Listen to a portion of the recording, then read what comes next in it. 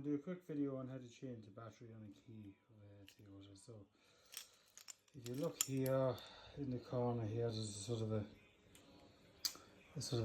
bit groove there missing out, but that's for a screwdriver. So what you do is you put a screwdriver into that and you twist it. And I'll do that now in 1 second. Screwdriver or a coin, it says, you twist it like this and it splits open like that. And then out here, there's another place and you can pop this center piece out.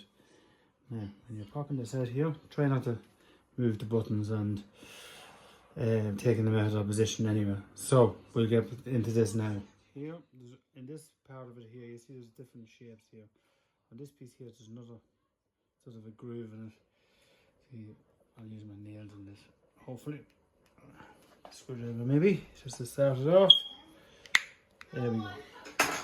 So this here opens like so. There you go, there's the battery. There's three plastic notches here, one here, and one here. So if you slightly get your screwdriver, whatever it is you have underneath the battery here, and then you can poke it out like that. So you get your new battery, and it slides in underneath them grooves. Let's get that right in there. There we go, voila. And this goes back in the same way as they come off. Obviously it's a certain shape, so you want to be fairly stupid not to get it right. That's that. And then this goes back in. As I say,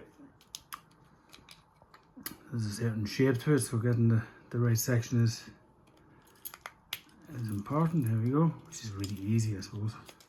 And then you just click it back on. Voila, red light, flashing light, key fixed. Easy as that. If it's handy to you, please subscribe, like and share. Leave a comment. I don't. Thank you.